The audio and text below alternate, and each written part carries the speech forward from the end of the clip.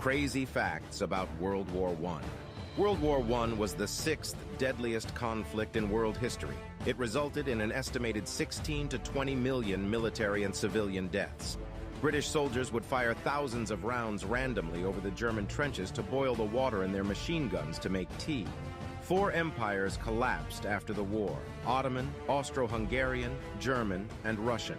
Paul Kern, a Hungarian man, was shot in the frontal lobe, making it impossible for him to fall asleep. He continued to live a full, sleepless life and died in 1955 at the age of 71. New Zealand raised an army of 100,000 men, about 10% of its population. During the first Christmas of World War I, soldiers from both sides spontaneously declared unofficial truces along the Western Front. They exchanged greetings, sang carols, and even played football together in no man's land. Crazy fact. We've had enough. It's okay if you're proud of your sexuality, but why do I have to be proud of your sexuality? I think with every campaign, bringing people with you is really important, right? The moment it looks like it's just over the top, like it's everywhere you go is pride, pride, pride, pride, pride. Do we need to be that exuberant about it? Are you blaming gay people for that? I mean, no. it's not our fault the company. Honestly, I don't care what sexuality anybody is. I don't think most people do anymore. Why are you so triggered by a flag? It's a rainbow flag. You mentioned Regent Street. I'm not triggered by a rainbow flag. I'm triggered by the fact that everywhere I go for a calendar month, everything has to be a rainbow flag. Well, I'm triggered that everywhere I go for the entire year, everything has to be straight. Why is straight everywhere? Where's my straight flag? Why am I constantly getting straight people? Where is my straight flag? Why are straight people holding hands in the street? When have you ever seen a straight flag? Why has Mickey Mouse got a girlfriend? Tell me one straight flag hanging right now anywhere in the world. Why are straight people Where is the straight flag? Identity? Where's the straight flag? Everywhere. Where's my straight flag? One straight flag. There's never been a straight flag anywhere in the world. Why are straight people? Where is the straight flag? Identity? Where's the straight flag? Everywhere.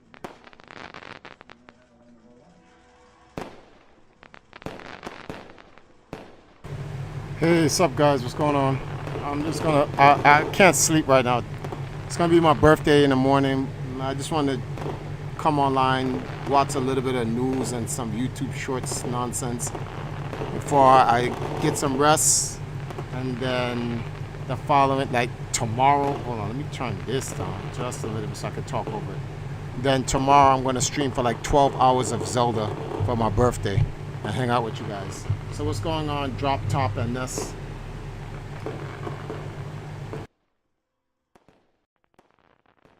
I hit $20 under this rock and then started pointing a laser at it to see if anyone will pick up the rock. Immediately as I started pointing it, people began walking right past it. I think they're not even noticing it. But then this girl definitely saw it, but she still ignored it. She didn't even bother figuring out where it's coming from and why it's there. So I decided to start pointing the laser in front of people's feet. That way they see it and then guide them to the rock. But even that didn't work. People are even looking at the camera and me, but did not question why I'm pointing a laser at the ground. This guy even walked right over the rock, avoiding it on purpose. Literally over 100 people have walked right past it, and I have no idea what's going on. Maybe people are scared to pick it up. Maybe people think it's a harmful prank. I don't know, but I'm just trying to give money away. Just as my wrist is starting to get tired from pointing the laser in a circle for 13 minutes straight, these people stopped for the laser. His friends ended up leaving him though, while he's just waiting by the rock trying to figure out what to do. But finally, after like 30 seconds of waiting, he went for it. Yo, you picked it up. I keep it. It's all yours.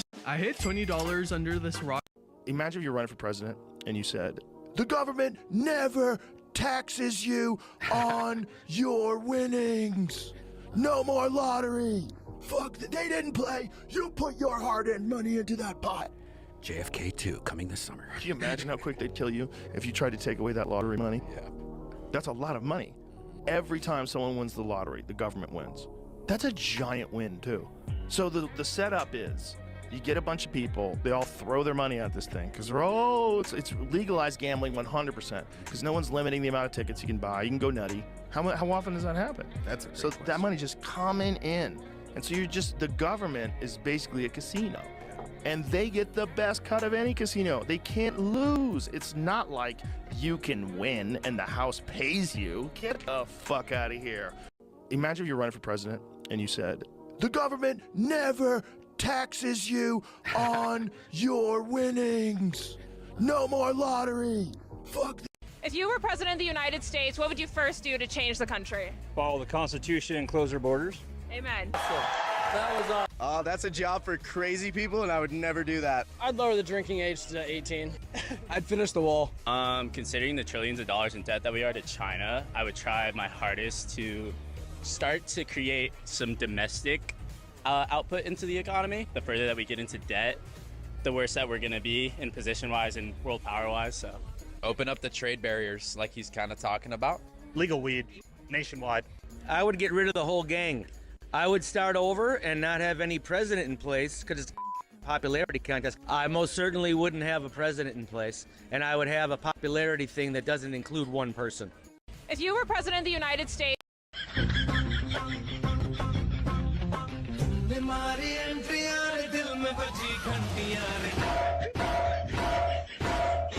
your power level was restored, how's it still down from 3,370? It doesn't make sense because you forgot to add an extra zero, Hawk. You're saying his power level is 32,500? Now, hold on a minute. What did you just say? All right, everybody. Our next order of business is to try and look for Escanor. Well, what's the point? I mean, what good would it do to go looking for the seventh sin now? If we get into trouble, won't you be in on? Actually, Escanor's more powerful than I am. Yeah. That's all. Oh.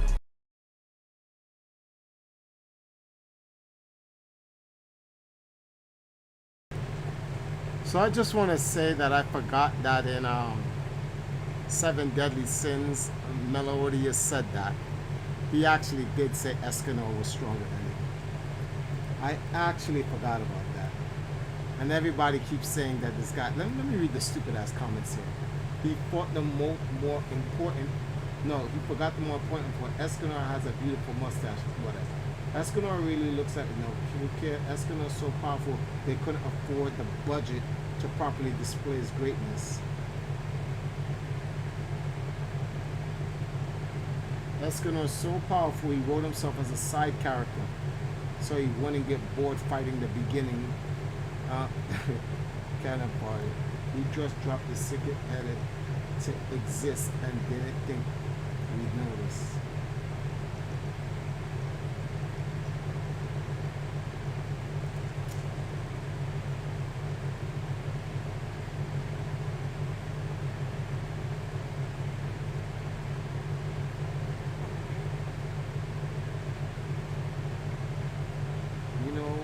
He's so strong, the captain says he's wrong.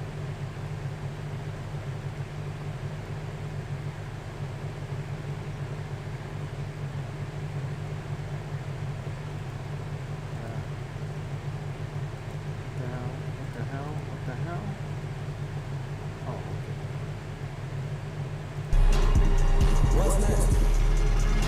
okay. Trackworth. Do fireworks on the... Nah. They don't. 4th of July has nothing to do with Jamaica. 4th of July is an American holiday. You're saying his power level is 32,500? Now, hold on a minute. What did you just say? All right, everybody. Our next order of business is to try and look for Escanor. What's the point?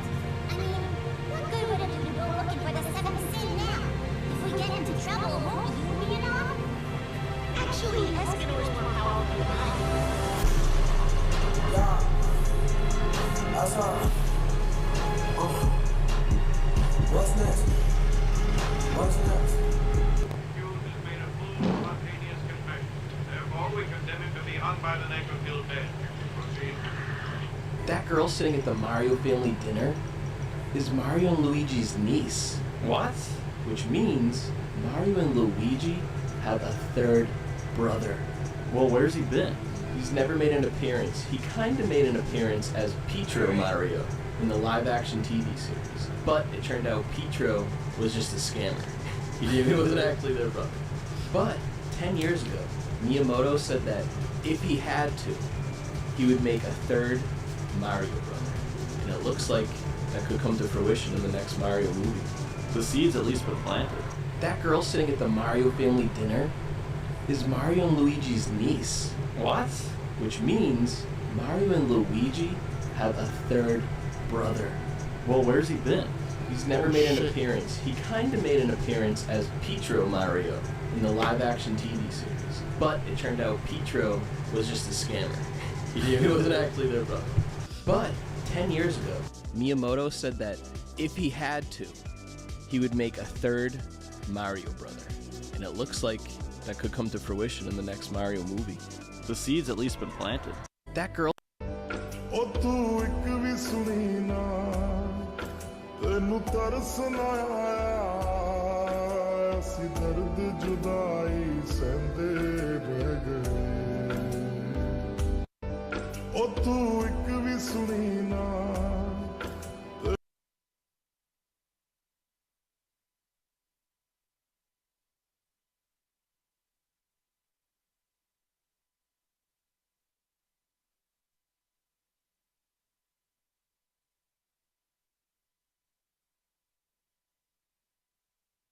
You look at some African. I wanted to ask you about the Russian foreign minister's comments today about Britain's plans to supply Ukraine with depleted uranium ammunition. Does the Biden administration have any concern about the Brits sharing such ammo? Well, certainly we would let the Drop UK top, why speak you retracted for the itself message? in terms of what sovereign decisions they're going to make about providing ammunition. Yeah. Has the U.S. sent any of this stuff So itself? look, we don't typically talk about the specifics of ammunition that we're providing, but we're not providing depleted uranium. I wanted to ask you about the Russian foreign minister's comments today about Britain's plans to supply Ukraine with depleted uranium ammunition. Does the Biden administration have any concern about the Brits sharing such ammo?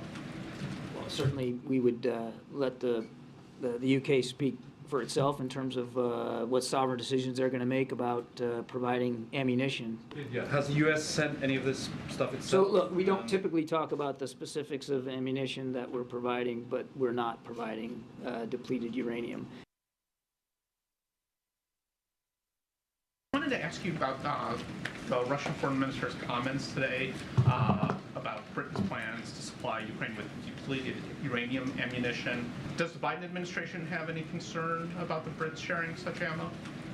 Well, certainly we would let the UK speak for itself in terms of what sovereign decisions they're going to make about providing ammunition.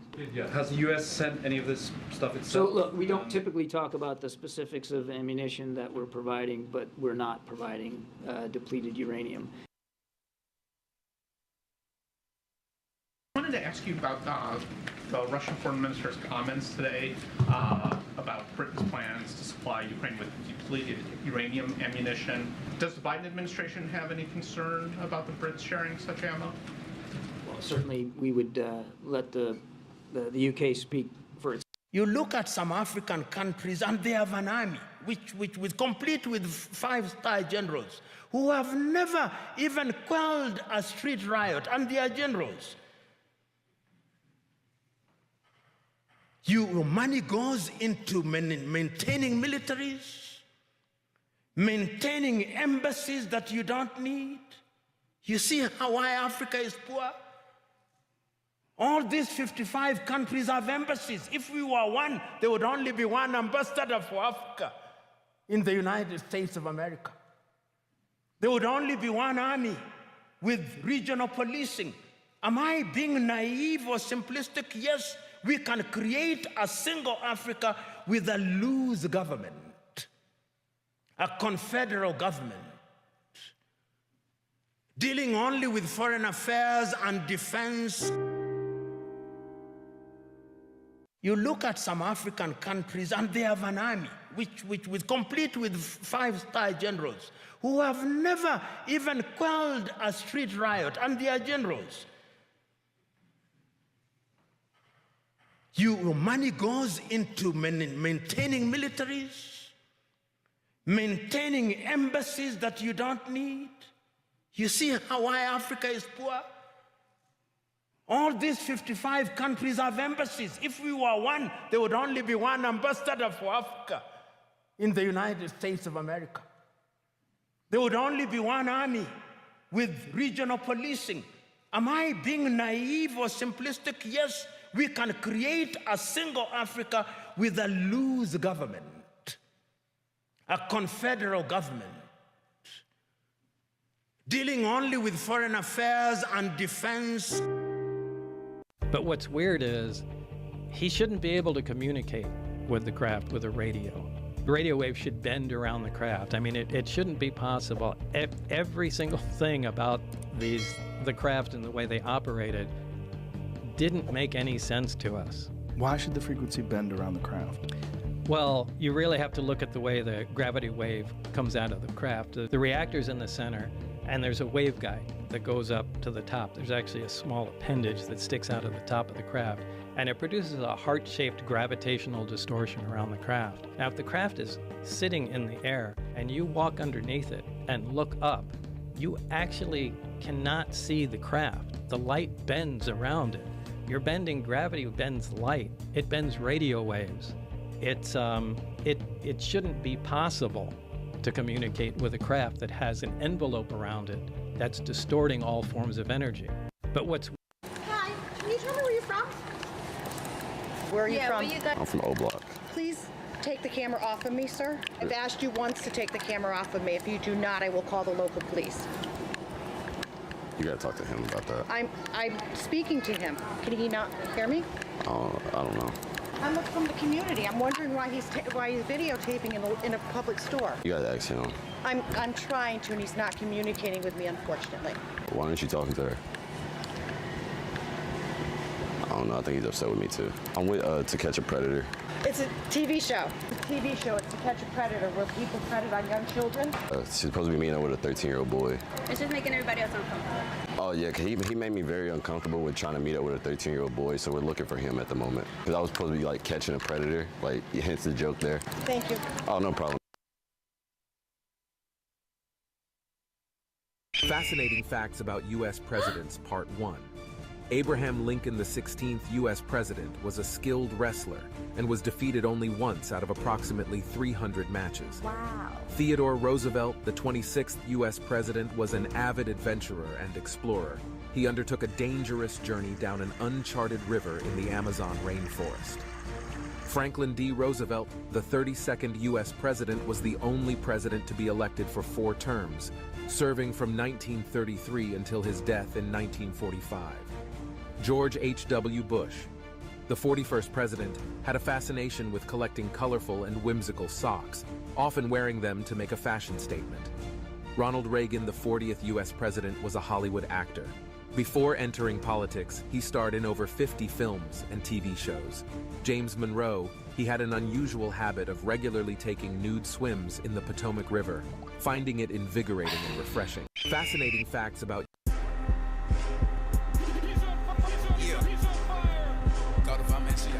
You want to know what's amazing? These Arab world leaders never saw it coming. Twitter popped up in their country, and they said, what does it matter if people are posting where they're going to breakfast and when they're using the toilet? And what happened was Facebook and Twitter, which, come on, let's be real, they have backdoors for the federal government, the intelligence agencies. They were operating sock puppet accounts to sow discord in these nations. This is a fact. We know that they did this. They create fake accounts. They'll have 50 accounts run by one individual to create the perception of popular opinion. Then for the people who live in these countries, when they log into the app, the only thing they see is dissent. They see horrible videos of police brutality, of government atrocities. They start getting angry about it. Then they see everyone tweeting or posting on Facebook how there's going to be a big protest. And through the manipulation of the mind, through social media, they're able to foment these protests. You want to know what's amazing? How is it that no matter how badly you massacre one of these thong and blanket types, some shred of their unmentionables still survives the blast? Did my best, boss. At least you got a trophy out of it. Right. Who else has business to perform on this shroud before we hang it up? I, for one, should like to screw I finally get it. No friggin' way. Cool it, Hat. I made the mistake of treating you people like people. But now, I understand better. The world needs people in charge who are willing to put the animals down. Is that Superman? Not anymore. Buddy, get ready to port again. The second he shows his ass, I'm gonna flatten this whole city. Chester, wait!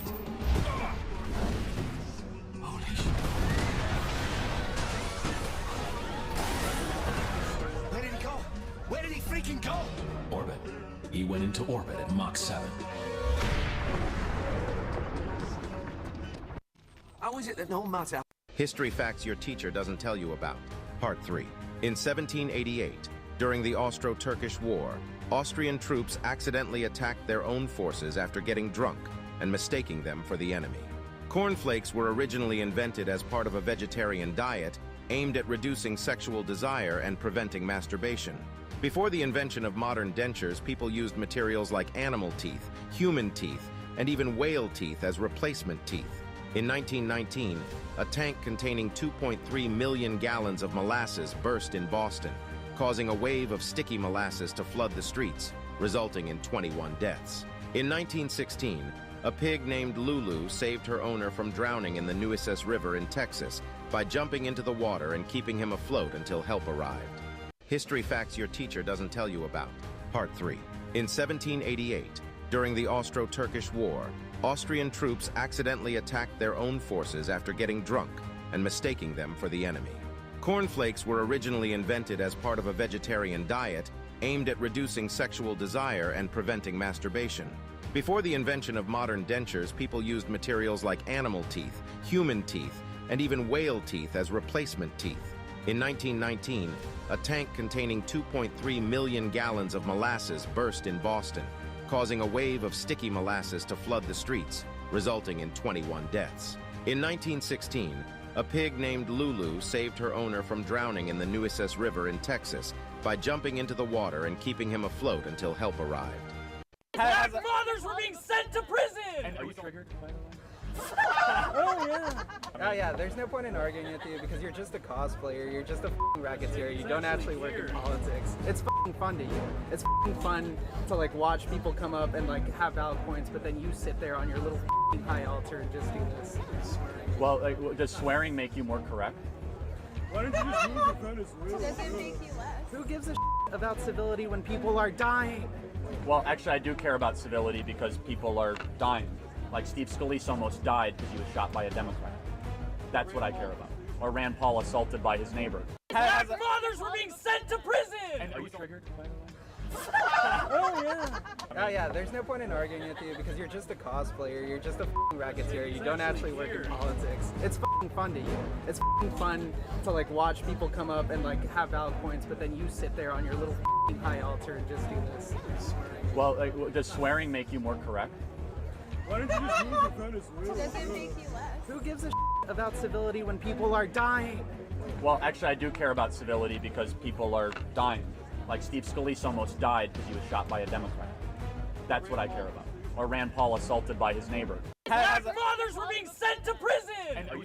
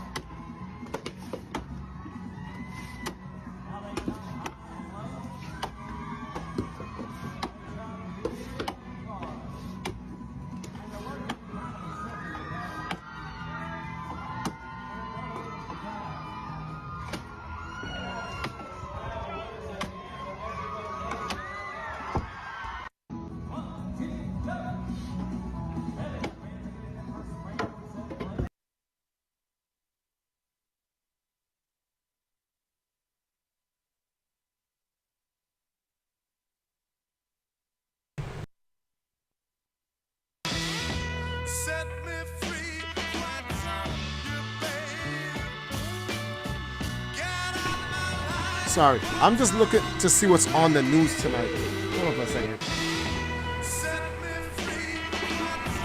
I'm gonna turn. Let me do this.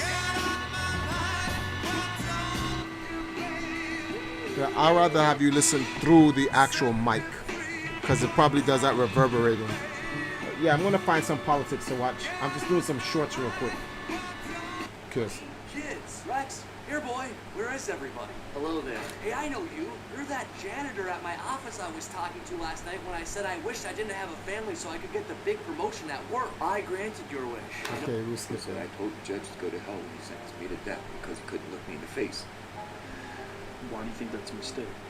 Because he decided to send me to Huntington Prison, the hardest prison in America at the time. What was he going to do before that? I don't know, but he made sure I went to the place that they broke in. See, Huntington was designed as the prison if you raped another inmate, they sent you. Your punishment was that you weren't allowed to speak in your cell. And if you got caught speaking in your cell, they came in with a nurse, and after they beat you down, she jabbed you in the ass with Thors, and then they knocked you out for a week, and you lost your mind.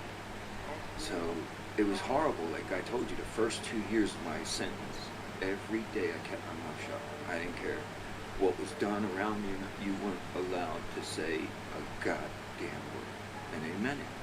You're not allowed to talk to other inmates? Nothing. I dare you to sing happy birthday to yourself like I did. Paid for that. Was that I told the judge to go to hell. Disney's got itself a poster problem because the Little Mermaid's advertising campaign in China is a little bit altered. Something about you seems different. I can't quite figure it out. Do you notice anything? They did exactly this with Black Panther, Star Wars The Force Awakens, and more. And the reasoning behind it is not subtle. Every company with a global audience has a right to cater to the cultural demands of different countries. We're able to make John substantially smaller here. Then we can accept it or criticize it. But the problem is when Disney CEO Bob Iger says, one of the core values of our storytelling is inclusion. We're not going to make everyone happy all the time, and we're not going to try to. Look, Bob, you can't have it both ways. And it seems like inclusion only matters to you when it doesn't cost you any money. Disney's got itself a... I'm curious. Those are definitely not the dancers that I raised them to.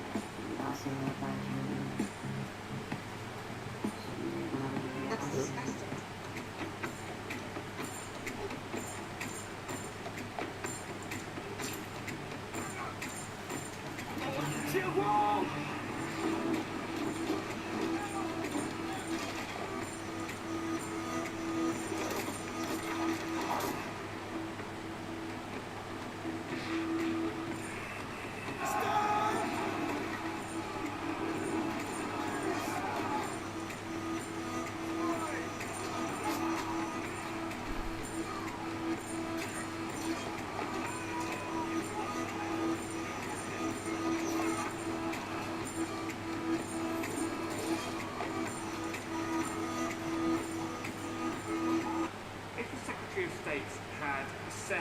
That the rivet joint aircraft had been intentionally fired upon, would you ever share that Ministry of Defense assessment with the House?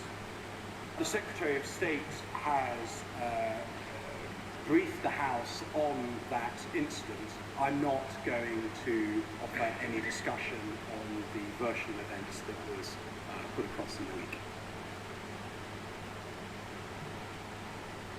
If the Secretary... Peter Parker found himself locked in a deadly confrontation with a formidable warlord. Peter died shortly after. His lifeless body became trapped inside a cocoon. At this time, Venom's current host was Matt Garvin. Venom couldn't forget his initial connection with Parker. Sensing Peter's presence within the cocoon, Venom seized the opportunity, abandoning Garvin's body. Bonding with one of the prison guards, he made his escape. Venom infiltrated the cocoon. Venom eventually succeeded in overtaking Peter's body. Back at the Avengers Towers, Mary Jane resided with Aunt May. Their tranquility was shattered as Venom crashed through the window, leaving Aunt May devastated and MJ grief-stricken at the sight of what Venom had done to Peter. Now calling himself Poison, Venom boasted newfound abilities to transform MJ into his obedient puppet. Wolverine and Luke Cage, alerted by the disturbance, rushed to MJ's aid. Overwhelmed by the unending nightmare, MJ made a decision to surrender, but she vowed to make his existence a living hell. Poison vanished. He turned his attention to Gwen Stacy, exhuming her grave, marking the beginning of Gwen's dark rebirth. Peter Parker found himself in... This woman I've spent the last few years as the leader of Light's Gambit. Recently, some shit went south and my soul was almost devoured by my cursed sword, Black Razor. I was talking... What will happen if we cross the seal? Oh, you will be mortal again. But if you remove the Grail, this whole place will collapse, and everyone will die. So what's the point then in having you stand guard here for over 700 years? I mean, seems like you could have just carved everything you just told me on the wall or something, and then you wouldn't have to sit here alone the whole time. I've wasted my life!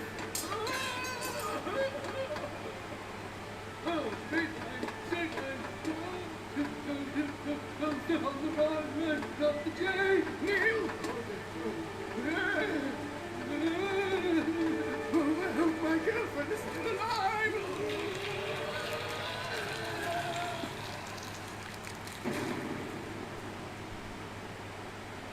Was that a night? What will happen if we cross the seal? Fun fact, a carton of expired milk has been living in MIT's Random Hall residence for over 28 years and has gained a cult-like following. In 1994, MIT student Justin Cave bought some milk to make mac and cheese, but forgot one of the other ingredients. So he put the carton of milk in the residence's shared fridge and forgot about it. 10 months later, a student who was cleaning out the fridge found Justin's carton of milk and saved it for him, telling him it expired on October 20th, but not which year. On October 20th, 1995, Random Hall students threw a one-year birthday party for the expired carton of milk. This is where I think the right is correct about CNN and the New York Times and some of the other networks. Like, if you ask the right, what pisses you off more, CNN or the MSNBC? Most people on the right will say CNN, not MSNBC. Because MSNBC is honest enough to say we're on the left, and CNN pretends we have no bias. We're above all that. Same thing with the New York Times. You know, we're above all that. And then they run the most egregiously biased headlines. And we go, well, if they're lying about that, they're lying about everything. You know, one of my most fascinating characters of this whole play was Scott Adams. And particularly because Scott Adams, when I had him on my podcast, he was saying he doesn't even vote. Yeah. And he was like, what I am paying attention to, he goes, I'm a trained hypnotist, and I'm paying attention to the powers of persuasion, and I'm looking at trends, and I'm making some predictions that turned out to be accurate. And he's like, he's looking at Trump, and he's not talking about Trump in these glowing terms. He's talking about him as being an effective persuader. And he lost millions of dollars because of that opinion. Talking about a guy that he's not even going to vote for. I mean, this is all leading up to the election where people were... This is where I think the right is correct about CNN and the New York Times and some of the other networks. Like, if you ask the right, what pisses you off more, CNN or the MSNBC? Most people on the right will say CNN, not MSNBC. Because MSNBC is honest enough to say we're on the left, and CNN pretends we have no bias. We're above all that. Same thing with the New York Times. You know, we're above all that. And then they run the most egregiously biased headlines. And we go, well, if they're lying about that, they're lying about everything. You know... Big file on there. Over. Con? Insane facts about history's world leaders. Part 2. Spanish King Philip II reportedly had an unusual phobia of buttons and would avoid wearing them or being near people who wore them. Napoleon Bonaparte had a fascination with Egyptian culture and even had an obelisk transported to Paris as a souvenir. Chinese Emperor Yang Guang was known for his bizarre habits, such as forcing his subjects to drink urine as a form of medicine.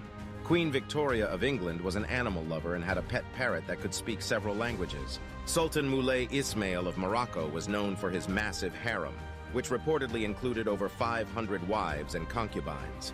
Insane facts about history's world leaders. Clark, Yeah? this actually works. I know it.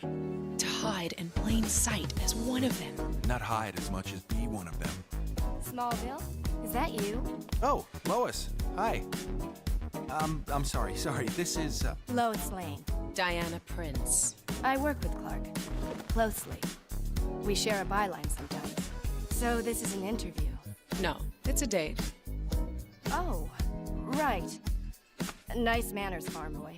Girl like this you take somewhere posh. It's a wonder women go out with you at all. Clark? Yeah? This actually worked. This guy in New York City had pizza delivered to his apartment, and since he didn't eat it all, he saw workers on the side of the building and asked if they wanted it. After saying yes, he actually threw it over to them, and the worker caught it and celebrated. So happy to have some food during a hard day's work. This guy in New York City had pizza delivered. Today, we're gonna find out if this candle really burns for 48 hours. You might be wondering why. The Varginha incident in Brazil. Yeah. There was a crashed UFO. Seems like there was a crashed UFO in Varginha, Brazil in 1996. Everyone who was alive back then has a story of seeing these things flying through the air. Yeah. The people that made contact with these creatures, one of them died of a horrible bacterial infection. There's record of them transporting it to 3 different hospitals. Wow. Yeah, wild shit, man. Wow. Wild shit. They did an autopsy on it, supposedly. The Air Force supposedly flew into Varginha, Brazil, and came back with the wreckage. The Varginha incident in Brazil. Yeah. There was A little girl was shown Disney's race-swapped Ariel for the first time, and she had this reaction.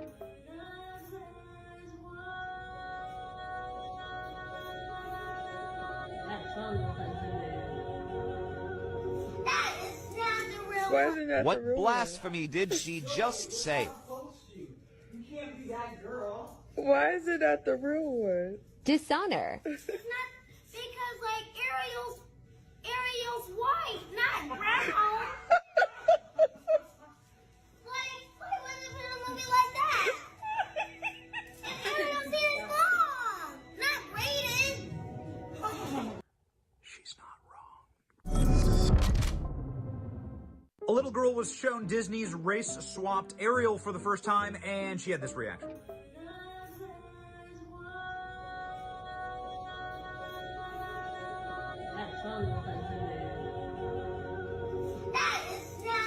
Why isn't that What the real blasphemy did she... My specific concern is opening up infantry for females. Why? Definitely not a cost. The cost definitely outweighs the benefits. It's not going to help the individual, and it's not going to help the institution. We're a warfighting institution, and combat readiness needs to be at the front and foremost when we make decisions like this, and I don't think that this change is going to benefit anybody.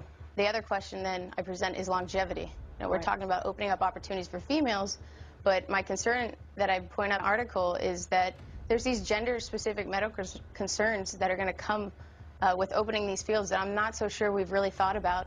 And on the backside of that, there's going to be a cost associated with these medical conditions. And are we ready to pay the price for that? Nah, it's like they think this shit is sweet. It's not sweet. Shit, most men wouldn't even want to be in the military. My specific concern is opening up infantry for females.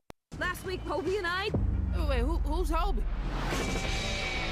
A role model, I was briefly a runway model. I hate the AM, I hate the PM, I hate labels. How are you even cooler under your mask? I was just cool the whole time. And then when they showed me the artwork, they showed me all the stuff, and they said it was from Camden. I'm like, this is literally a dream. Like, they just, Kemp and Phil and Chris really empowered me to go, hey, listen, do you. Do you? I was like, yeah? I was like, be careful, bro, because I'll do me and we will understand. He was like, yeah, do you. I was like, all right, cool. But it shows that their obsession with authenticity and detail, like, no matter what world they're in, they're like, what's the real in that world? And they kind of just like, damn, just say it. What would you say? In a real, what would you say from London? Also, there's a bit of like Cockney rhyming slang, there's a bit of punk in there, there's like that melting pot that, you know what I mean, London is. Last week, Hobie and I... Oh, wait, who's Hobie? A role model, I was briefly a runway model. I hate the AM, I hate the PM, I hate labels. How are you even cooler under your mask? I was just cool the whole time. And then when they showed Bionicle is blasting the fuck off with crazy-ass motherfucking wings and weapons and unbelievable new choking hazards. In the energy clusterfuck of Kardanui, the Toanuva are busting their asses to save their children from the evil Makuta. Armed with deadly piñatas full of fake, irresistible gummies, the Makuta and their own demon spawn are an astronomical threat to child safety. But even the Makuta's children can't be left unattended. Fire your Sky Blaster at those little bastards and clog up their windpipes faster than you can say product liability lawsuit. Buckle the fuck up, kiddos, and get ready for more parental complaints than ever before. Go online before asking your parents first. If I saw that ad as a kid, I'm buying it. Bionicle is blasting the fuck off with crazy-ass motherfucking wings and weapons and unbelievable new choking hazards. In the energy clusterfuck of Kardanui, the Toanuva are busting their asses to save their children from the evil Makuta. Armed with deadly piñatas full of fake, irresistible gummies, the Makuta and their own demon spawn are an astronomical threat to child safety. But even the Makuta's children can't be left unattended. Fire your Sky Blaster at those little bastards and clog up their windpipes faster than you can say product liability lawsuit. Buckle the fuck up, kiddos, and get ready for more parental complaints than ever before. Go online before asking your parents first. If I saw that ad as a kid, I'm buying it. Bionicle is blasting the fuck off. Crazy facts about U.S. presidents you didn't learn in school.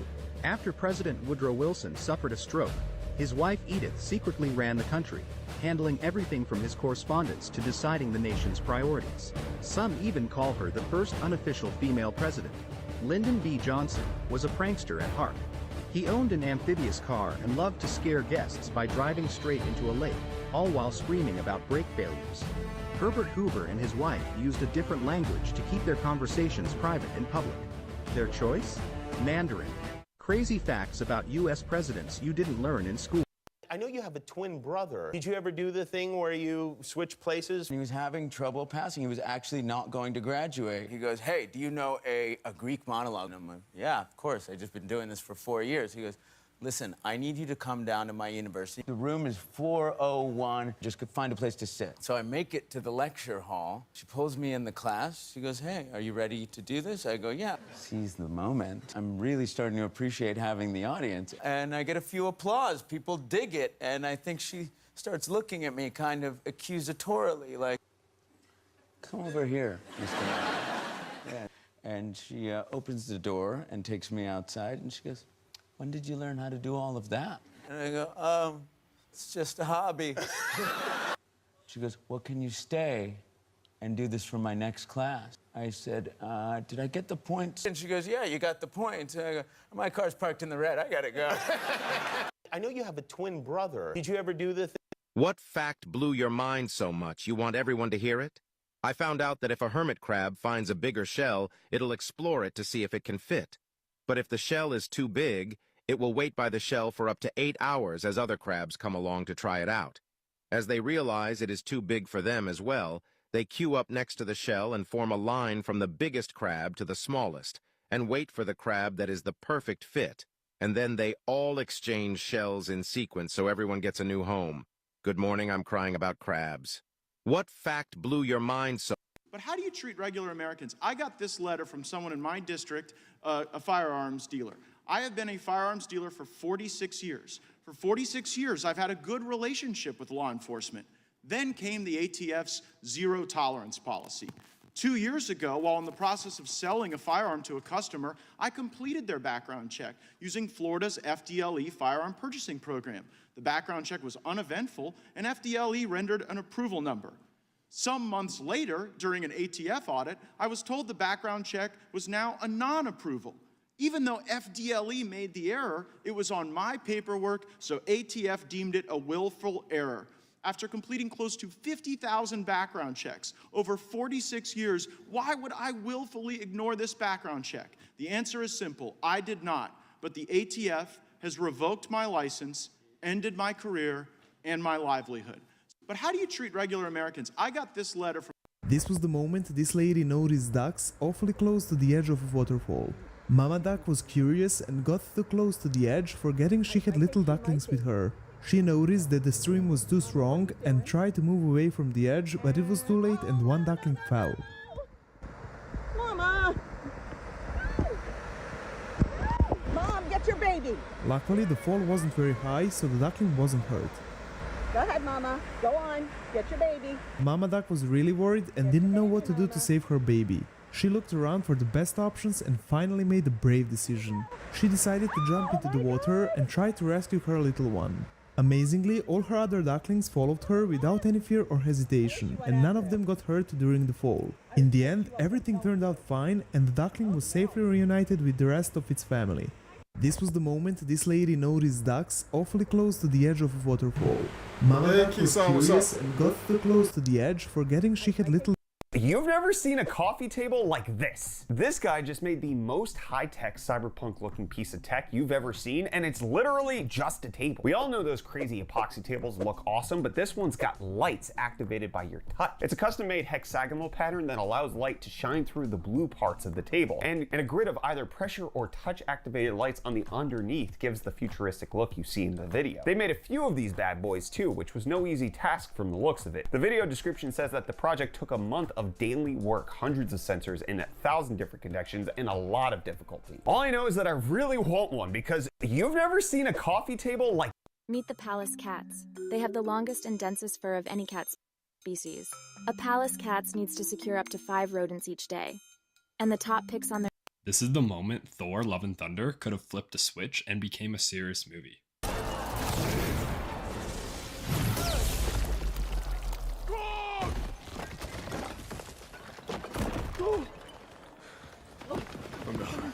No, Kong! cool. I'm perishing.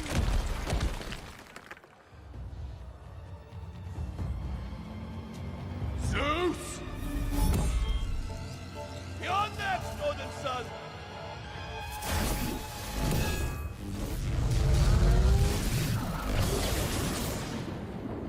That's the sound of lightning.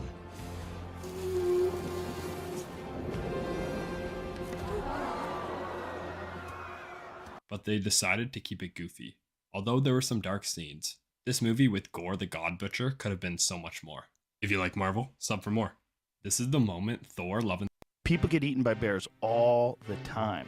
It is a common occurrence. A black bear, you become bigger. A brown bear, you become smaller, right? It depends. That situation. And a polar that bear, was you a just black fucking bear. say goodbye. Yeah, polar bear, you're fucked. Yeah. Polar bears are different because they only eat meat. So a black bear will eat berries and it'll eat leaves and grass and it'll also eat meat. A grizzly bear, same thing. Polar bear, there's no grass where it lives. So all they do is eat meat. They're the most predatory of all bears. Yeah, yeah. You ever heard of a short-faced bear? That was the bear that probably kept human beings from crossing the Bering Strait. There was a bear called the short-faced bear that died off when it was like twice the size of a polar bear. Jesus Christ. And it had long limbs, so it's like a cat. Look at the fucking size of that thing. I mean, could you imagine if you saw that thing running towards you? Like, what, you know? Do you believe white supremacy exists? I think there are people who believe in it, and I think there's people who all believe that their race is superior. So you don't believe in white supremacy? Do you believe America is a white supremacist state? No. Not at all. And not found No white supremacist state would even allow us to be doing this. Like, I don't understand. White supremacists, there's just KKK people walking. Actually, I go around New York City. I noticed that Brooklyn a little bit different. Most of the people here are not white, and they're doing their thing. Do you believe white supremacy exists?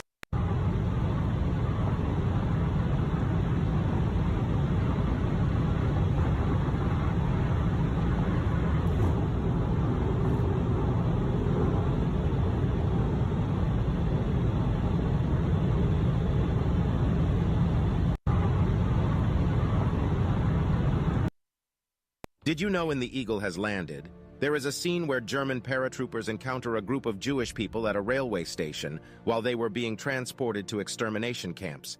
This event is actually based on a real incident that took place in the Netherlands in October 1944. During the encounter, the paratroopers shared their own rations with the Jewish children, but their act of kindness was met with hostility by SS guards who aimed their rifles at them. However, the situation took a surprising turn when the Fallschirmjäger stood up to the SS guards and surrounded them. This display of solidarity and defiance forced the guards to back down, allowing the paratroopers to continue their journey with the Jewish children. This incident serves as a reminder that even in the darkest times, there were those who chose to act with compassion and bravery, and who refused to be cowed by fear and intimidation. Did you know in The Eagle Has Landed, there is a scene where German paratroopers encounter a group of Jewish people at a railway station while they were being transported to extermination camps. This event is actually based on a real incident that took place in the Netherlands in October 1944. During the encounter, the paratroopers shared their own rations with the Jewish children, but their act of kindness was met with hostility by SS guards who aimed their rifles at them. However, the situation took a Jeez, fast. What is this, like finish a song before the lid closes? Let's see. I don't think she understood the game. What is this? What is that? Why is that there? That one friend for no reason. Okay. Okay. She closed her eyes. Tell me when it's over. So are you excited to watch the movie, Jeff? Yeah, that's great. That's great. What are you wearing a Spider-Man costume for? So what are you doing? What kind of trick is this? You don't have a double chin. What you do have is bad posture. So all you need to do is bring your shoulders up, back, and down. Bring your chin slightly forward and then slightly down. Wow, so much and better. Look at the difference that makes. Secret Invasion on Earth 10021 went down quite differently, because in this universe, the Skrulls won. But not only did they make Earth their new home, they went on to present humanity with the option to embrace change and be If you watched Tarzan as a kid, I have no doubt the image of Clayton's hanging body is burned into your memory, but the original Tarzan story is even more savage and there's no happy ending. Besides for Clayton, ironically. Like, remember the sweet gorilla named Kala who adopts Tarzan? Well, in the book, she's killed by a tribe of cannibals, and after she's gone, the male gorillas who saw Tarzan as a threat attack him and drive him out of the community. It's at this point that Tarzan meets the human explorers, Jane Porter, her father, and William Cecil Clayton. It turns out that Clayton is Tarzan's cousin. Skynet, what's up? When Tarzan's parents died, he inherited all of their riches. So when he and Jane escape Africa, he uses those riches to establish their life in the new world and leave Tarzan behind. There's way more to the story than that though. To hear all the juicy details. Надо брать его под огневой контроль, хуярить и подходить. Давай. Движение с огнем, движение с огнем. Заходите, заходите. Цинкуй с прострелом. Марио, гранату. Есть. Убил. Хорош. Где баран? Хорош, блядь. Защищаем полностью. Ну шо, ты выходишь или нет, блядь? Если выйдешь, будешь жить. Нету за... Короче, зачищаем его нахуй, заходим. Пацаны, нам надо проходить, потому что нас накроет миномет. Стреляй и заходи. Быстрее!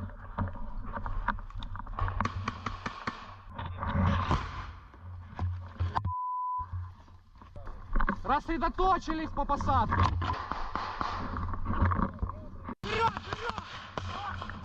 People are so upset that Wario and Waluigi weren't in the movie, but their parents may have been. What do you mean?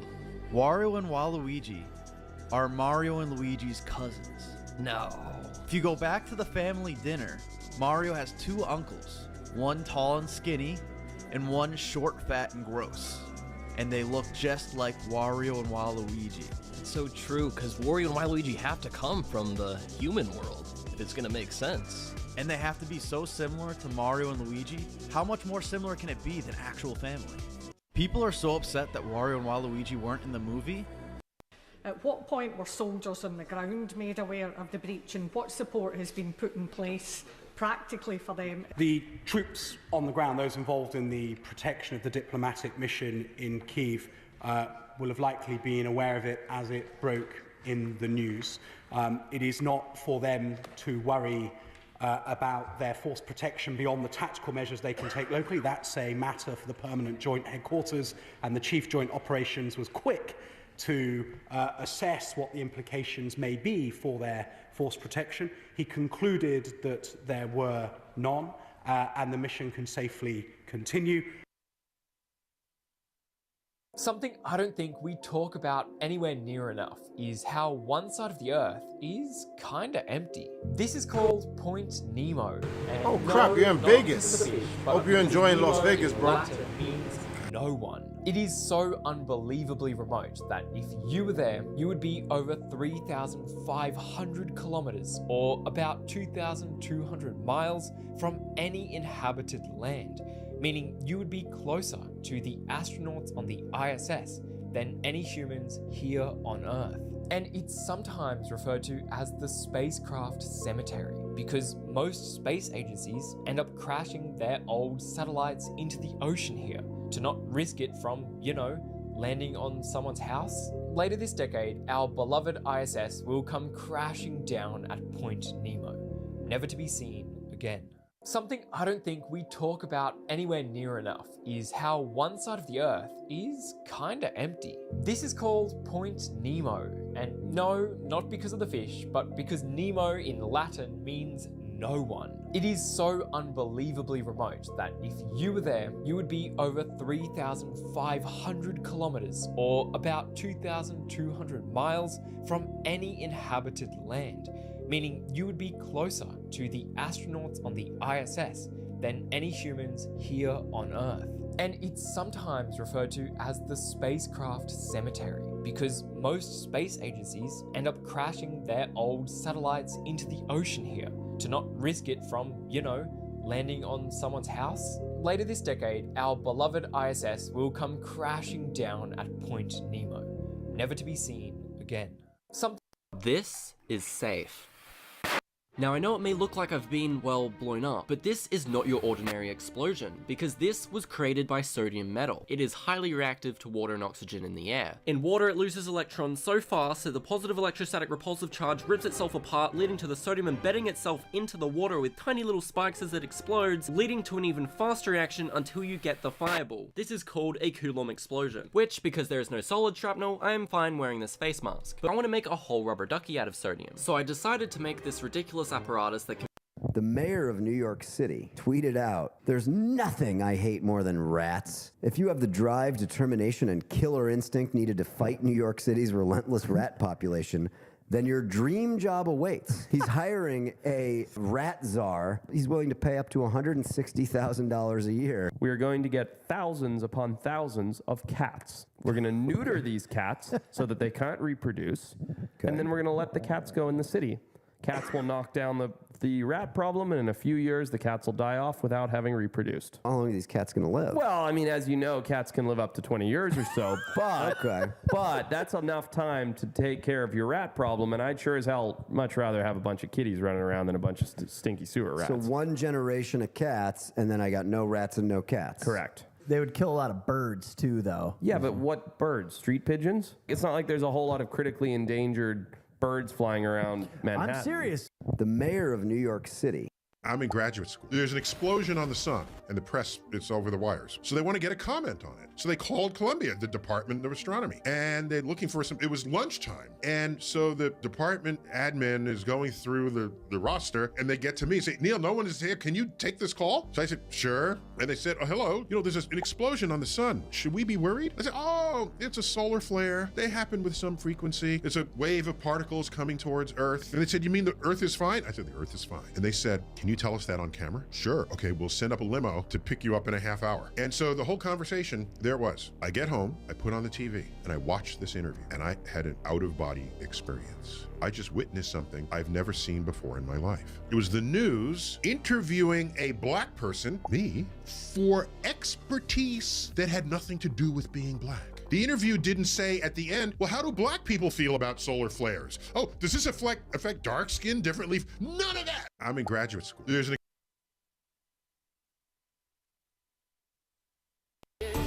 Insane Facts About History's World Leaders. Part 13. Empress Nur Jahan of the Mughal Empire in India was a skilled hunter and enjoyed participating in hunts alongside her trained cheetahs to assist in the pursuit of game. Genghis Khan implemented a vast postal system, enabling swift communication across his vast Mongol empire. Maharaja Ranjit Singh of the Sikh Empire adopted French military influence, implementing French-style uniforms and tactics in his troops. Queen Himiko of Japan, who reigned in the 3rd century, was believed to possess mystical powers and communicate with deities, making her a revered figure in Japanese mythology.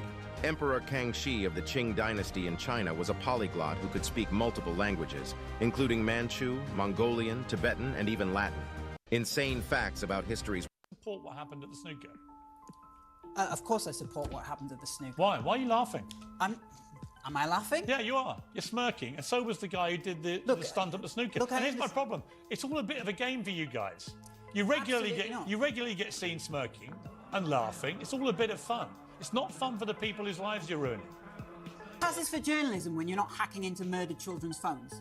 Oh, okay. So, unfortunately, you've just committed a very serious libel, because that was another newspaper, which if you were slightly more intelligent and well-informed, you would have known that allegation, which is made against me most days on Twitter by idiots like you, is actually a disgusting lie. So here's your chance to now apologise for a disgusting lie. You prepared to do that? Absolutely not. Okay, well then, if I were you, I'd have a chat with your lawyers after the show and see how they react to what you support what happened at the snooker. Why there'll never be flying cars. Yeah. May I share this with you? This, please. Damn, girl. You look like you know how to pull the fitted sheet. Damn, girl. You look like you know the difference between there, and there. We out here being nice. I think my favorite part of that whole video, and I've watched it a few times now, is after the first girl says, "Yes, I do," with the fitted sheet. He just looks so thrilled. Like, he genuinely looks happy to be making other people happy. And that's just really pure. Somebody said, being able to fold a fitted sheet is an amazing compliment. It's one that I don't deserve, because I still can't figure it out. Damn, girl. You look.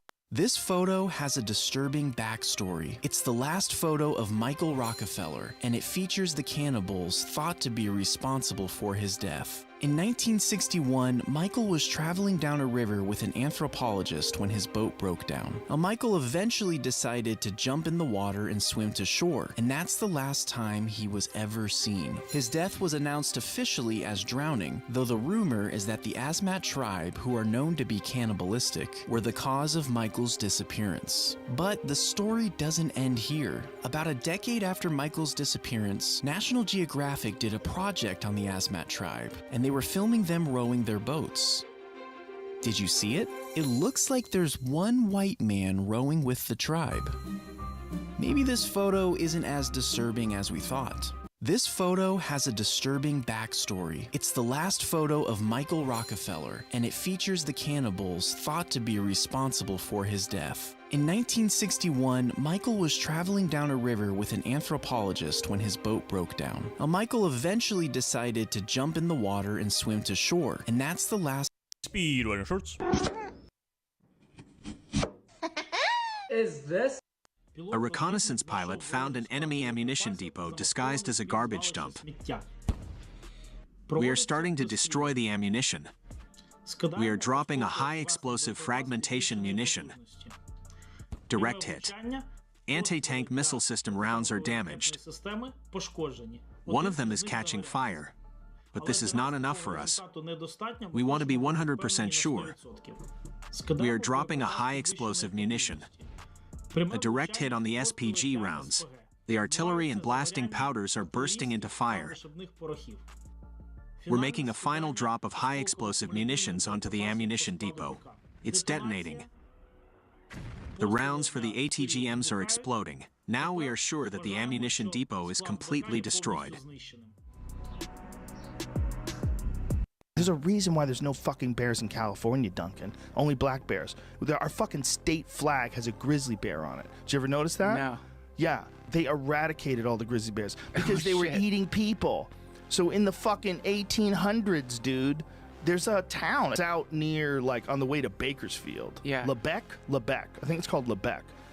It's a town named after the last dude that got killed by a grizzly bear in California. Yeah, and to investigate this, they exhumed his body, and his legs were fucking ripped apart. Like, his knees were snapped in half and shit. He got torn apart by a bear, and they killed the bear, and they buried him, and that was the last bear. That was the last bear attack. They killed all the bears. There's a reason why there's 90% of the Mortal Kombat 1 roster just leaked, and some of these names will shock you. According to Very Credible Leaker and MK Insider Roar, these are some of the characters you can expect to see in Mortal Kombat 1. Now, before I list them out, these characters are confirmed, but there's still a handful of characters who we do not know yet. This list also doesn't include any of the DLC characters, so rumored DLC characters such as Homelander, Omni-Man, or Travis Scott can still potentially land in the game. And there is still a chance that we may see some fan-favorite classic characters return, such as Nightwolf or Cyrax, or even some brand new characters to the franchise. So without further ado, here is the list of the 90% confirmed roster for Mortal Kombat 1. Ashura, Havoc, Johnny Cage, Kenshi, Katana, Kung Lao, Li Mei, Liu Kang, Mileena, Nitara, Raiden, Rico, Reptile, Scorpion, Shang Tsung, Sindel, Smoke, Sub-Zero, and Tanya. 90% of the Mortal Kombat 1 roster. It's Q&A Friday. We need more JoJo content. Great Scott! I'm in Batman's suit. Not just my suit, Superman. Mixius Pitilix played musical. Imagine you're walking on planet Earth and you pass by someone. You say, hey, can you point me in the direction of north? I want to walk in the northward direction. They point you, continue to walk. You pass by somebody else, say, hey, which way is further north? And they point you in that direction. But when you get to the North Pole and talk to somebody there and say, hey, how do I go further north? They look at you and say, that question doesn't mean anything because this is where north begins. And it could be that that spatial metaphor applies to time. Talk about 1 billion years ago or 10 billion years ago, but if you go to 13.8 billion years ago, the Big Bang, that may be where time started. And you can't go further back in time than the very origin of time itself. Imagine you're walking on planet Earth. If you look at the Western and the imperialist countries, they come with their own interests. The vice president of the US came to Zambia, landed at a Chinese-built airport in Zambia, moved on a Chinese-built road in Zambia. The venue of this summit was actually a gift to Zambia by the Chinese government. And that was where this Summit for Democracy was held, in Zambia. And the key agenda of this summit was to curb Africa's cooperation with China in a Chinese gift to the African continent. One of our major referral hospitals in Zambia was a gift to the Zambian people by China. But even in Zambia, very few people know that this hospital was a gift. Zambia did not pay $1 for that hospital. But China is so humble in the way they deal with us on the African continent. If this was an American gift, it would be reported in media from the US to Latin America to Europe to Australia. The whole world would know about this gift to the African continent. If you look at the Western and the imperialist countries, they come. I don't think most people know just how fucked up ducks really are. For one, they R-word the living shit out of each other all the time. Nearly half of the sex that all ducks have is non-consensual. They'll often do it in a gang too. It's like a whole entire process. Weirdly enough, it's one of the main ways that they've been able to repopulate their species. One of the contributing factors to this is the fact that ducks have really big penises. Their schlongs are as big as 40 centimeters. That's more than half of its body length. However, only 1 in 4 matings are actually successful. Female ducks have been violated so much that they have literally evolved their genitalia. The best way I can describe it is basically by saying that they have a fake penis. And this stops the males from entering, if you catch my drift. So the only way that a male can successfully fertilize a female is if the female completely relaxes and contracts their muscles. Now you know the really fucked up sex life of ducks. I don't think most Crazy History Facts, Part 3. During the reign of King Henry VIII, it was a fashion statement for the wealthy to have unnaturally pale skin. To achieve this desired look, both men and women used a substance called Venetian cerus, which was a mixture of white lead and vinegar. This toxic cosmetic resulted in skin damage, hair loss, and even death. In the 17th century, coffee houses gained popularity as social gathering places where people would come together to discuss various topics. These coffee houses became known as penny universities because with just a penny, one could enter and engage in intellectual conversations with scholars, artists, and thinkers of the time. In the early 1900s, a unique form of entertainment called spider fights gained popularity in certain parts of the world. People would gather to watch spiders, particularly tarantulas, engage in combat. Bets were placed, and spectators cheered as the arachnids battled it out. Crazy History Facts, Part 3. If you're a longtime Call of Duty fan, you probably remember the excitement of getting a physical copy of the game on launch day. But let me take it one step further. Remember how cool the pre-order bonuses used to be for the higher tier editions of the new game? I just remember being so excited for them to reveal what item would come with the Prestige Edition or the Hardened Edition. Let me just name a few. The OG MW2 came with the game and a fully functioning pair of night vision goggles. Like, are you kidding me? Black Ops 1 came with an RC car, which was literally a kill streak in the game. For Modern Warfare 3, they actually made a 360 that was themed around Modern Warfare. Did I trade in my old Xbox to get this? You better believe it. Black Ops 2, you got a fully functioning remote-controlled Dragonfire drone. My personal favorite was in Black Ops 3. It was a mini fridge that was themed around the Zombies perk Juggernaut. Black Ops 4 then stepped up the game even more with the Zombies mystery box. And Modern Warfare 19 brought back those original night vision goggles. If we compare them to the last 3 CODs, we've gotten COD points and operator skins. If you're a longtime Call of Duty fan, you probably remember the excitement of getting a physical copy of the game on launch day. But let me take it one step further.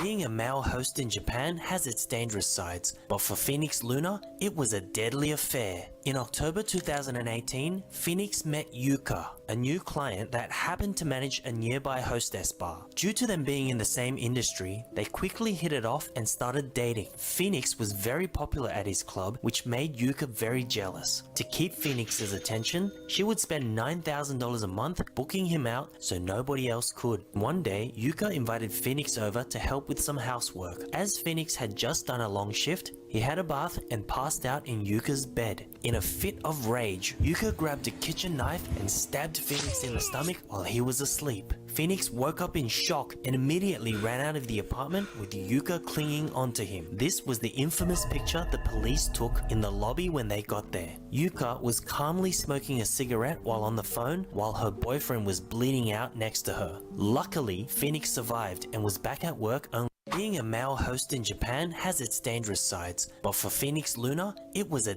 Did you know there is a scene in the movie Heartbreak Ridge where a credit card is unexpectedly used to request long-distance landline fire support? This intriguing incident is actually based on a true event that occurred during Operation Urgent Fury in Grenada. During the operation, a U.S. Navy SEAL was on a mission to rescue the Governor General when they came under heavy fire from an armored personnel carrier. In a desperate situation, the SEAL had to think quickly to get immediate firepower support.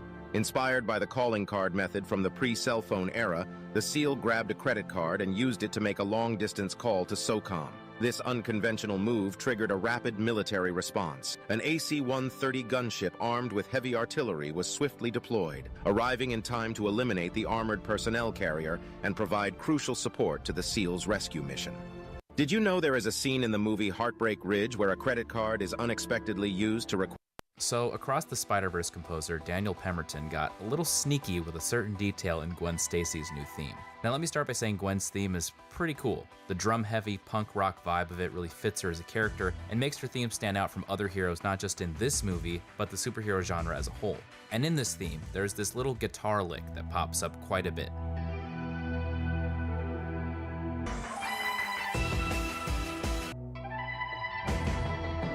Now at face value, it sounds great, but watch what happens when you change the rhythm of it and play these notes just a little differently.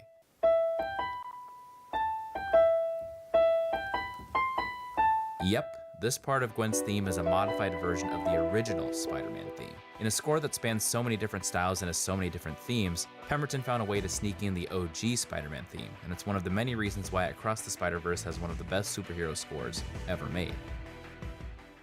So, Humans are so adaptable. That's the whole idea behind Graham Hancock and Randall Carlson's theory about the restarting of human civilization, is that we had achieved a very high level of sophistication, which explains the pyramids and Göbekli Tepe, these immense stone structures where they move stones with some unknown technology from as many as 500 miles away, 1,000-ton stones through the mountains. We have no idea how the fuck they did it. And then you go 5,000 years later and you have barbarians. Yeah. And like, what happened? Well, most likely a fucking natural disaster that forced people to figure out a way to adapt and overcome. And I think that's one of the reasons why, if we go back a few thousand years ago, you have these people with these brilliant minds that live these unbelievably barbaric lives. And I think it's because they're the descendants of people that had to survive whatever was left over after the sophisticated civilization was hit by comets. Humans are so adaptable. These are some of the coolest photos ever taken. It's crazy that vegans won't eat chicken eggs. Like, they cannot become a chicken. It's impossible. I never understood how chickens, do they have to have sex? No, they lay eggs every day. If the hen fucks them, the eggs are live, and the eggs become a chick. If the rooster doesn't fuck them, then they just lay eggs. I don't have any roosters. So the hens they lay eggs. They're just duds. Well, you don't believe in eggs from the store. They are very different. They look different. The yolk is like a dark orange, and they taste different. They taste better. I mean, I get them fresh. I'm eating eggs that just came out of the chicken that day. I get almost a dozen eggs a day. And you have a little place for them and everything? Oh yeah, they have a big house. Now, no drama from the animals? No, not for my dogs, but there's been coyote drama and hawk drama. The hawks see them and the hawks trying to get in on them, but the area where they at, there's a lot of trees and they go into the trees, and so the hawks have to have an area to swoop in, grab them, and then swoop back out. But the coyotes go around the fence and they look in every now and then. I catch them looking in. It's crazy that vegans won't eat chicken eggs. I created you. You created me. Wait a minute, why did you create that guy? I didn't. He's talking crazy. I created you. There was a Harvard-Harris poll this month that found that 53% of the public, including a fourth of Democrats, believe, quote, Joe Biden was involved with his son in an illegal influence peddling scheme. There's, of course, evidence that the president interacted with his relatives, associates from China, Mexico, Kazakhstan, Russia, and Ukraine. So what do you say to the majority of Americans who believe that the president is himself corrupt?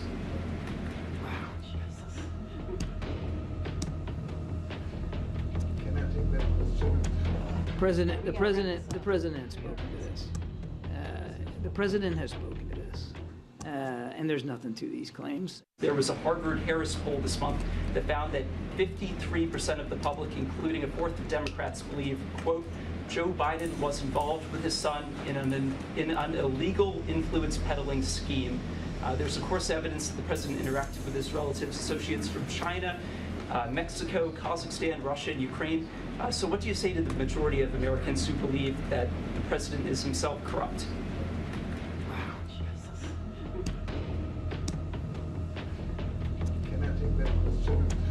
The president has spoken to this. How many points is a touchdown worth? 6. Oh! 6. What is the McDonald's slogan?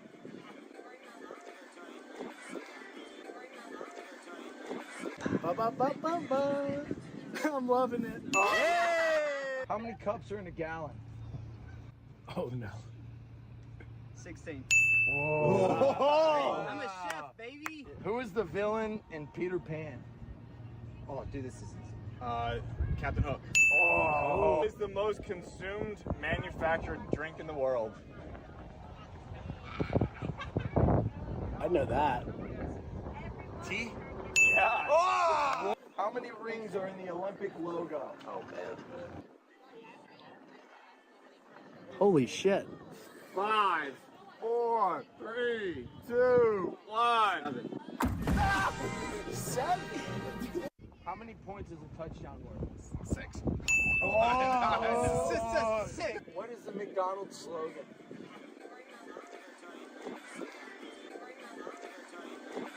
Ba-ba-ba-ba-ba. I'm loving it. Hey! How many cups are in a gallon? Oh no. 16. Whoa. Think of ourselves as this Who is the villain invincible and vulnerable colossus that bestrides the world. We're not. And we are failing to invest where we need to here at home. We are not investing in high-end manufacturing. We're not investing in energy. We're not investing in the agricultural sector. These are our great strengths that we should capitalize on.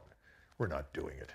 And instead of fearing China, what we should do is limit our exposure where we think that they present a threat to us economically, but stop this ridiculous nonsense of going to war yet again 6,000 miles from the United States over an obscure island called Taiwan. That's silly. Yet again, it's nonsensical. Just as fighting the Russians in Ukraine is nonsensical for us. It's irrelevant. It's crazy. I spent 28 years in the regular Army after graduating from West Point. I left the Army at the end of 2004. I then began in a number of different jobs working with or inside the defense industries, either as a consultant or an advisor, and then ultimately started becoming a routine commentator on television and radio about military affairs, and finally ended up as the senior advisor to the Secretary of Defense under Donald Trump in his last months as president. So when this whole Ukraine thing started, what was your first response? Well, I had been somewhat on the periphery of the Ukrainian crisis, if you will. I had been asked to look at Ukraine back in 2014 in the aftermath of the so-called Maidan revolution, which installed this very right-wing government that is hostile to Russia, largely conceived and executed by the United States and the CIA. Over time, the Ukrainian government in Kiev began actively oppressing the Russian-speaking population. Russians inside Ukraine, even though they were Ukrainian citizens, effectively became second-class citizens. And so conflict was just a question of when, no longer if.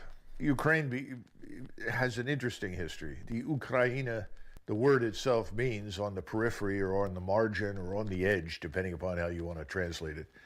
And the people that live on the edge of what was called Russia were always different from the Russians themselves. And Ukraine developed a strong sense of identity, particularly in the 20th century. People argue that it was always there. There was always a Ukrainian people, but I don't think the sense of nationhood was really there until the aftermath of World War I. And there was a serious attempt to build a nation when the Imperial German and Austrian forces pulled out. That failed, and Ukraine was ultimately Bolshevized, like the rest of the Tsarist Empire. Unfortunately, Lenin, who was a student of history, understood Tsarist Russia very well, and he altered borders to ensure that there were always minorities within the various provinces or oblasts, whatever you want to call them, who would prevent any large concentration of force that could be aimed at the center. In other words, let's include Russians, Tartars, and others inside Ukraine who are not Ukrainian to ensure there is no ethnically pure Ukraine that emerges that could present a threat to unity in the Soviet Union. And this was out of response to the farmers, the kulaks, the... Well, that actually comes later. That's under Stalin, and Stalin sets out to utterly destroy and annihilate tens of millions of people, not just in Ukraine, but also in Russia, who were so-called independent farmers. That was defined loosely as someone who has a plot of land and may own a cow. In other words, that was part of the class warfare gambit, pitting people against each other. But it also created an opportunity for people to plunder Ukraine, murder people, plunder their belongings, enrich your friends who were thugs, who were supporting you in Moscow. We think that somewhere between 7, 8, 9, 10 million Ukrainians were killed, probably 1 or 2 million Russians that just happened to be in the way as well. That was not the first time that there was a famine that was orchestrated to murder people. That had already happened under Trotsky and Lenin. Stalin perfected it, raised it to a high art. We don't know how many millions of people died between the time the Bolshevik Revolution occurred and the Second World War breaks out, but certainly somewhere north of 20 million dead. It was a horrible period, and the Ukrainians, of course, never forgot it. This orchestrated famine then becomes an excuse to effectively destroy the population in the attempt to Sovietize it, to transform it into what the Bolsheviks called the Soviet man. Terrible crimes were committed, whole families were annihilated, and this, of course, laid the groundwork later on for the Holocaust. The NKVD that was responsible for this murdered large numbers of Ukrainians, and ultimately the Ukrainians then respond with the arrival of the Germans in World War II to a liberation and take out their hatred and anger and antagonism on everyone in sight. I mean, this is hard to characterize today because we don't understand what it's like if you are the only surviving member of a family of, say, 11 or 12 that included grandparents, and that your land that you'd lived on for hundreds of years was taken from you along with all of your belongings so that you literally have nothing left. You ultimately learn to hate Moscow, hate the center, and you're willing to do anything to destroy them. And anyone who comes along who promises to destroy them is your friend. That's effectively what happened in Ukraine. People in the West know almost nothing about Eastern Europe. If you go to the Versailles Treaty discussions, the level of ignorance about Eastern Europe, about Ukraine, Lithuania, Latvia, Estonia, Belarusia, just astounding. Or a place like Moldova, which used to be called Bessarabia, no understanding at all of what existed there, no understanding of the people, the complexity of the history. And that resulted in numbers of bad decisions that produced the Versailles Treaty Organization. So the bottom line is I don't fault people in the West for not paying enough attention. It was easier to look at what was happening in Germany because the Germans were open about it. You could walk the streets and see what was happening, and there were still plenty of Germans willing to talk to you. That wasn't the case in Soviet Union, where there was absolute terror, absolute control by the NKVD that ensured Stalin knew everything and everyone else knew nothing. Well, in January, I was asked whether or not the Russians would go in. And I was one of the few people in Washington that said absolutely they will go in because they were under severe threat. You have to remember that after 2014, the Ukrainians begin the process of attacking the so-called two breakaway republics, Donetsk and Luhansk, in the east, which were entirely Russian-speaking. And they killed roughly 14,000 people between 2014 and 2021. And that was one of the reasons that we had the Minsk Accords, because Putin, who was trying to avoid a war, went to the Western powers and said, look, we've got to have some sort of solution in Ukraine which provides for the welfare, care, and security of the Russians living on Ukrainian soil. No one was particularly interested in listening, but he persuaded Merkel and Macron to sign up for these Minsk Accords, which essentially obligated Ukraine to take measures to ensure that Russians would be treated equally before the law, that they could speak their language, go to school, and so forth as Russians inside Ukraine. It was never taken seriously by the West, and that, of course, is what Chancellor Merkel admitted publicly during the summer, that the entire Minsk Accord process was simply designed to buy time to continue the buildup of the so-called Ukrainian army. And what had been happening since 2014 is a very directed, deliberate effort to build not just an army to defend Ukraine, but to build an army that would attack Russia. The army that emerges from this process that we see fighting in 2022 was a very fine force. It was extremely well trained by NATO standards, standing force of about 450,000 with 200,000 trained reserves. There's a lot of evidence to suggest that by the spring of 2022 that this army would probably be hurled at these two breakaway republics with the goal of forcing them back under Ukrainian rule. And I think Putin decided that since the Minsk Accords were a failure, that he would make one final diplomatic effort, which of course he makes in December and January, to try and persuade us, principally, who are the real backers of the war in Ukraine, to come to the negotiating table and make arrangements that would avoid the war. We demonstrated we were totally disinterested, but I think most people in Washington concluded that the Russian economy wasn't strong enough to support a serious war, and that ultimately the Russians would balk and not go in. I was quite convinced that they would. However, I thought they would go in differently from the way they went. They went in with a relatively small force, and I think the attempt was to do two things. First of all, avoid killing as many people as possible. Secondly, avoid damage to the infrastructure. And then third, to persuade us in the West that he was quite serious about his request for a negotiated settlement. It takes him several months to discover, certainly by June and July, that he has no negotiating partners in the West. And more important, he discovers that we in the United States are willing to bankroll this war against Russia effectively in perpetuity, because our real goal is to displace Putin from power, and that's made very clear in Biden's speech in Warsaw when he visits in March, and ultimately to dismember Russia, to carve it up, get control of its resources, literally erase Russia as a great power. This was never acceptable to Putin, or for that matter, to the Russian nation. And thus they had to make some new decisions. We're not going to be able to fight this war with what we have. We're going to have to build new and bigger and better forces. And since then, the Russians have brought in an additional 400,000 reservists and volunteers.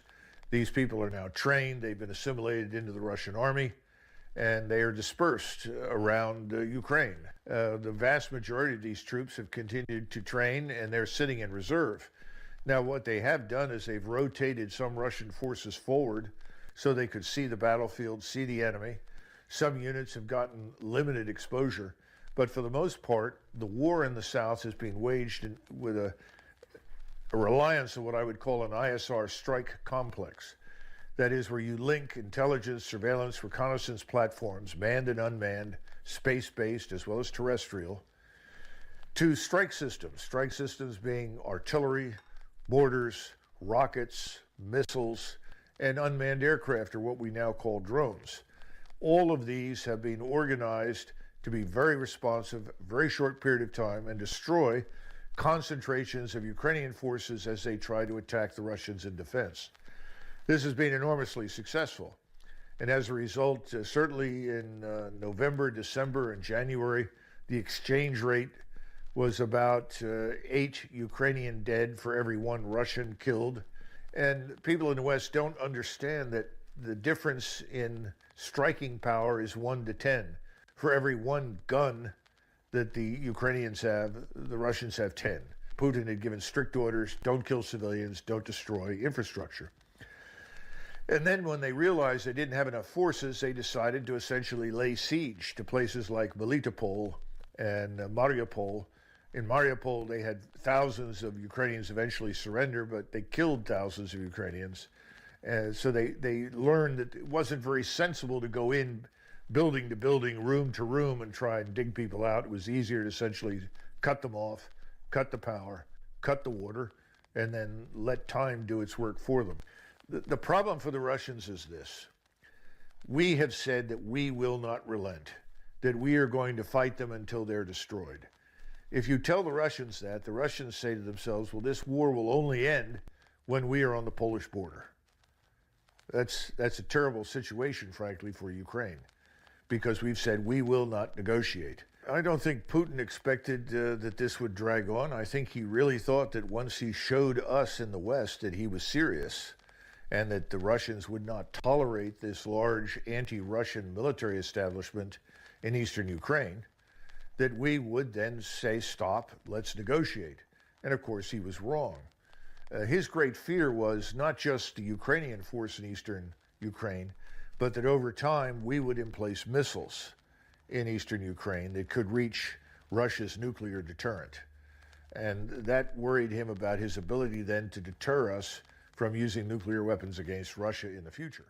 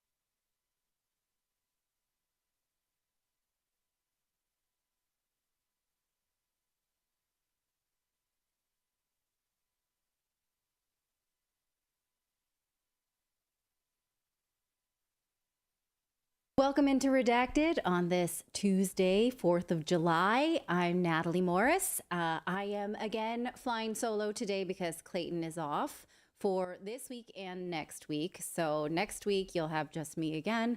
And then the week after that, if he returns from the moon, he will join us again.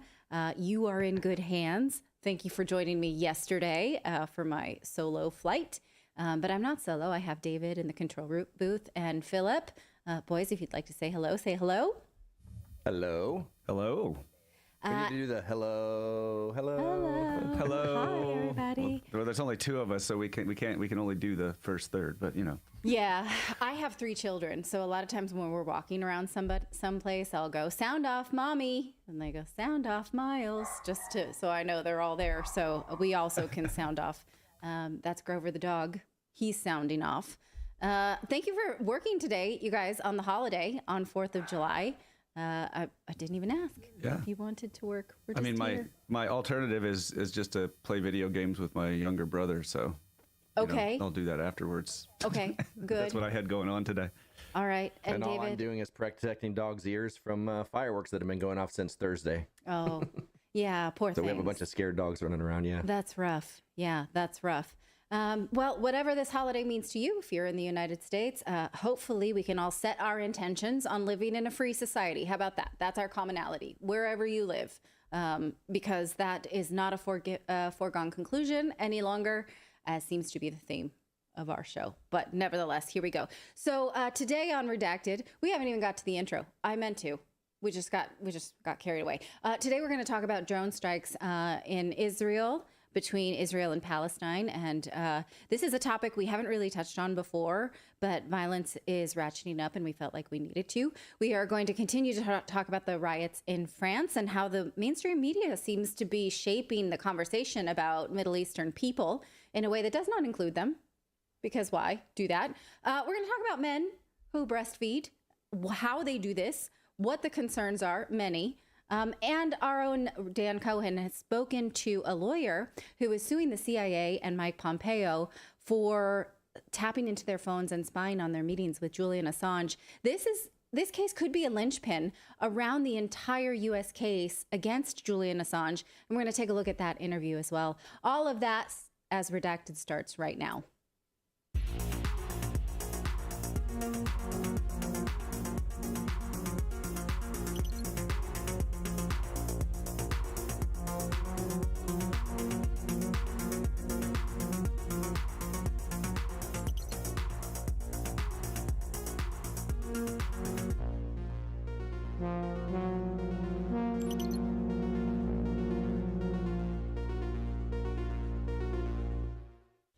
All right. Well, thank you again for joining us on this holiday. If you are celebrating, if you're not, we're here, we're working. There are things to take a look at, and we're going to take a look at those things. So I'm working, Clayton's not, but I appreciate you being here. And we're going to get to all of the stories I mentioned.